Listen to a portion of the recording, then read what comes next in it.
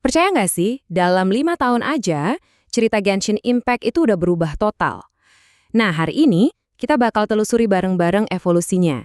Dari awal yang kelihatannya sederhana, sampai sekarang jadi epic kosmik yang luar biasa. Jadi pertanyaannya gimana ceritanya dari yang tadinya cuma mau nyelamatin naga, sekarang jadi perang lawan dewa-dewa kosmik.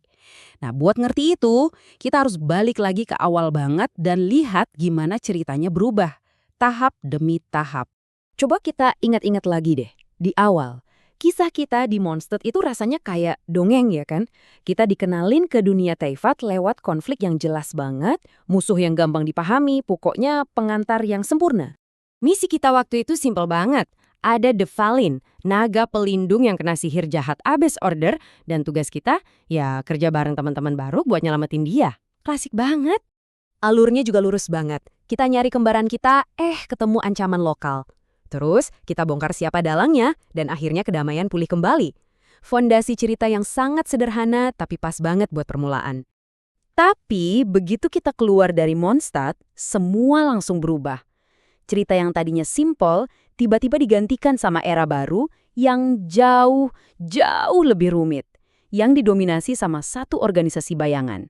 Tiba-tiba aja ini bukan lagi soal baik lawan jahat. Kita dihadapkan sama Fatui Harbingers yang mainnya pakai intrik politik, manipulasi licik, dan punya agenda rahasia yang gede banget. Dan cara kerja mereka tuh, wow, sistematis banget. Dari Liyue, Inazuma, sampai Sumeru, mereka satu persatu ngumpulin gnosis para Archon. Ini nunjukin kalau pengaruh mereka itu ada di seluruh Teyvat. Pas kita udah mikir, oke, musuh utamanya adalah Fatui.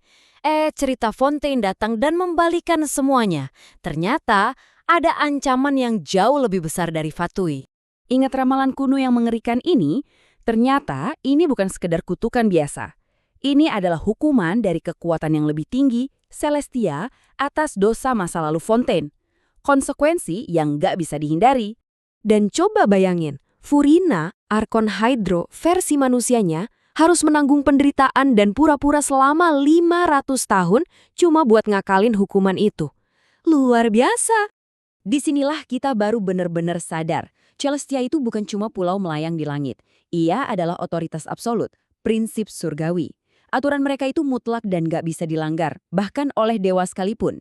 Dan seolah itu belum cukup, perjalanan di Netland benar-benar menghancurkan semua yang kita kira kita tahu soal siapa kawan dan siapa lawan. Konfliknya sekarang udah bukan cuma di Teyvat, tapi skala kosmik. Di sini, batas antara hitam dan putih jadi kabur total. Abyss, yang selama ini kita kenal sebagai dalang di balik layar, sekarang jadi ancaman nyata di depan mata. Dan yang paling aneh, musuh lama kita malah jadi penyelamat. Jadi di Natlan ini paradigmanya benar-benar geser. Abyss jadi musuh utama, Fatui malah jadi sekutu, Arkon Pyro berkorban, dan tiba-tiba ada entitas kosmik yang ikut campur. Perangnya ternyata jauh lebih gede dari yang kita kira selama ini. Nah, ini yang bikin menarik. Fatui dan Abyss Order itu sama-sama benci Celestia, tapi tujuan akhirnya beda banget. Fatui mau perang lawan dewa, sementara Abyss cuma mau bangun ulang negara mereka yang hancur. Beda tujuan, ya jelas beda jalan. Nah, setelah 5 tahun perjalanan ini, kita ada di mana sekarang? Jelas banget, definisi musuh di game ini udah berevolusi secara gila-gilaan. Coba lihat perjalanannya. Dari yang tadinya cuma lawan naga kesurupan, terus berurusan sama organisasi intelijen licik, lalu takut sama penguasa langit, sekarang kita berhadapan sama kekuatan kosmik dari Abyss dan entah apa lagi nanti. Skalanya benar-benar naik terus.